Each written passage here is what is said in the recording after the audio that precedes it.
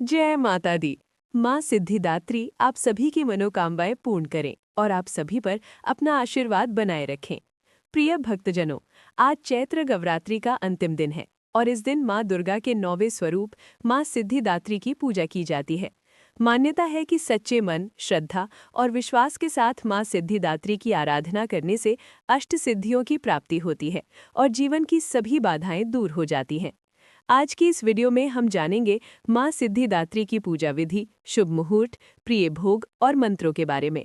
इस बार नवमी तिथि को लेकर थोड़ा भ्रम बना हुआ है। 26 मार्च को सुबह 11:49 तक अष्टमी तिथि है और उसके बाद नवमी प्रारंभ हो जाती है।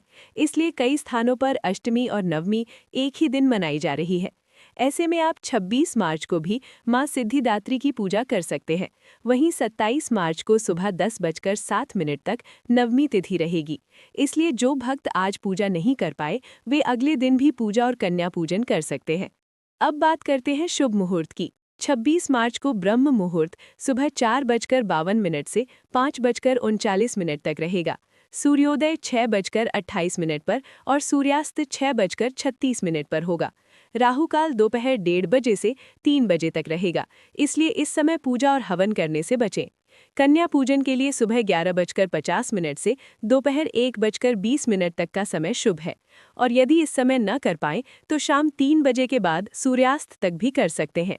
अब जानते हैं माँ सिद्धिदात्री के महत्व के बारे में।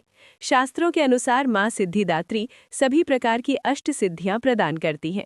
अणिमा, महिमा, गरिमा, लघिमा, प्राप्ति, प्रकाम्य, ईशित्व और वशित्व। कहा जाता है कि भगवान शिव ने भी माँ सिद्धिदात्री की आराधना करके ये सिद्धियां प्राप्त की थीं और उनकी कृपा से ही वे अर्धनारीश्वर स्वरूप में प्रकट हुए। माँ सिद्धिदात्री का स्वरूप अत्यंत दिव्य और शांत होता है। माँ कमल पर विराजमान होती हैं और 4 भुजाओं में चक्र, गदा, शंख और कमल धारण करती हैं। माँ को लाल और बैंगनी रंग प्रिय होता है। उनके प्रिय भोग में हलवा, पूरी, खीर, चने, फल, पान सुपारी और नारियल शामिल हैं। पूजा विधि की बात करें तो सुबह स्नान करके स्वच्छ वस्त्र धारण करें और पूर्व दिशा की ओर मुख करके पूजा करें। सबसे पहले माँ का ध्यान करें और उनसे प्रार्थना करें कि वे आपके 9 दिनों की साधना स्वीकार करें।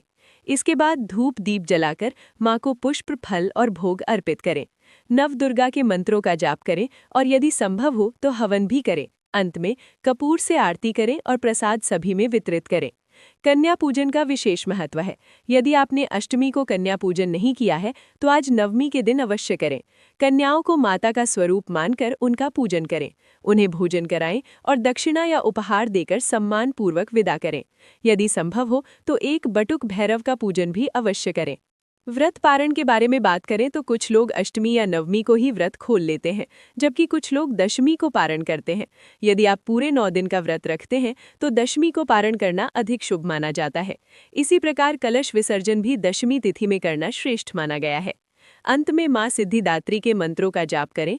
ओम देवी सिद्धिदात्रे नमः और या देवी सर्वभूतेषु सिद्धिदात्री रूपेण संस्थिता नमस्तस्यै नमस्तस्यै नमस्तस्यै नमो नमः। सच्चे मन से प्रार्थना करें और माँ से अपने सभी अपराधों के लिए क्षमा याचना करें। तो ये थी माँ सिद्धिदात्री की संपूर्ण पूजा विधि और महिमा।